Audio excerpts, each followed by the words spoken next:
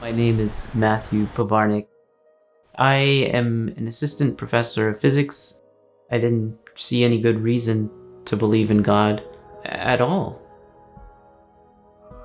I don't think there was any moment where I just suddenly decided I'm not going to believe this anymore. It was really a gradual thing.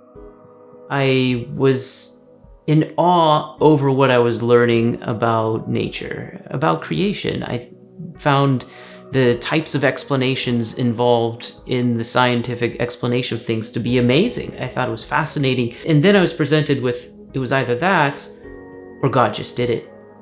And for me, the God just did it answer became more and more hollow over time. It certainly didn't help that at least the people who identified as Christian, they were rather nasty to my science teachers. One of the most striking things about it was what I perceived to be the hypocrisy of their really kind of disrespect and, behind the back slander. I think a number of these things combined really were influential in me just simply not believing.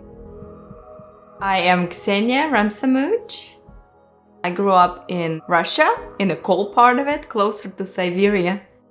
I didn't grow up in a Christian home. We had a Bible, but nobody ever read it, and I even never knew who Jesus was.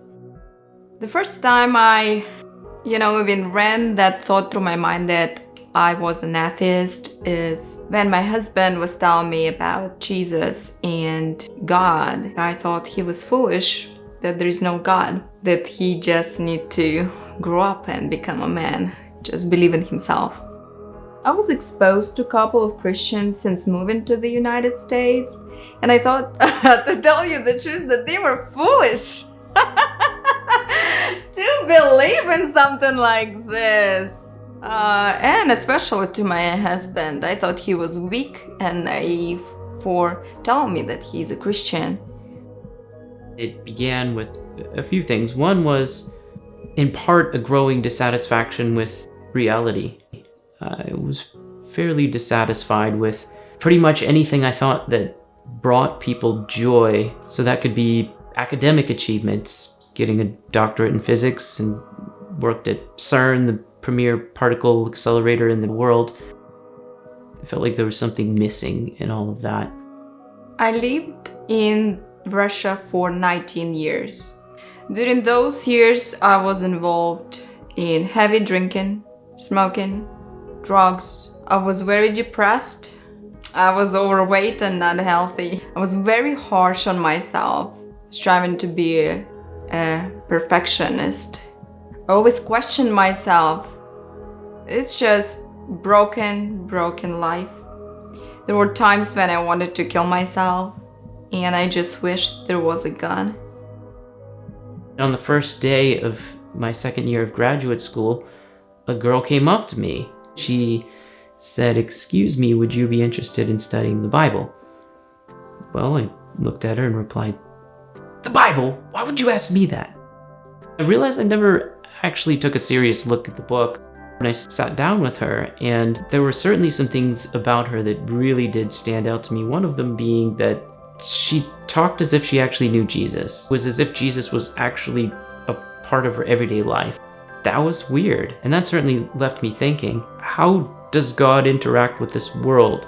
And that kind of started this journey of me asking questions, which ultimately did leave me face to face with the person of Jesus.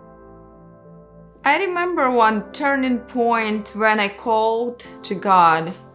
I had my best friend, and we got this idea of let's go steal some things. So as we were putting things in our pockets, they start calling police on us. Me and my friends start crying. And at that time, I called to God and I asked for help. I said, "God, please help me now. Help me to get out of this situation." I was so scared.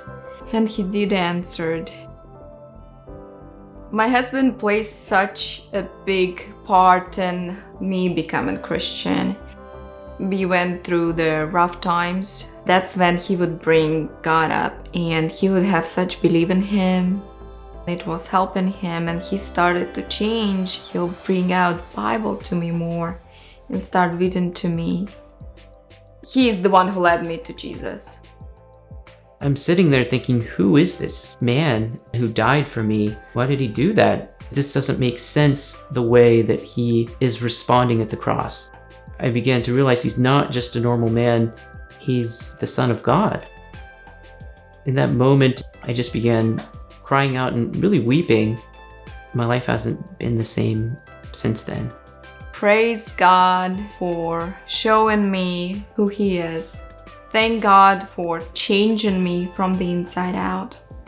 He's changed how I think about myself, how I treat myself. We feel that it's a matter of God or this scientific explanation, and that is one of the biggest mistakes. Many Christians who are doing groundbreaking science, they see no problem between the two. So why is it that they see no problem between the two? Well, part of the answer is just simply because you can't test supernatural things using science. It's just something you can't do. Science has really taught me is that we're researching things that no human knows the answer to. That, in a really profound way, has helped my walk with God in terms of being okay with not knowing. At the end of the day, I think there is this beautiful aspect of God calling me to trust Him. I would say to atheists, I'm sorry. The ways that people acting in the name of God have treated you, I applaud your questions, and I would encourage you to keep asking questions and to find Christians that challenge or that can just sit there and say, that's a really good question. Thanks for asking that. If you're an atheist right now, I believe that God has a plan for you. There's going to be a time in your life when you will call upon His name, and He will answer, and He'll be chasing you, and He will be loving you as He loves everybody in this world because He created you. He is your loving Father. He is everything you need right now. And if you do come to Him and believe in Him, He'll turn your life around. I'm Matthew Bavarnik, and I was once an atheist. My name is Ksenia Ramsamuj, and I once was an atheist.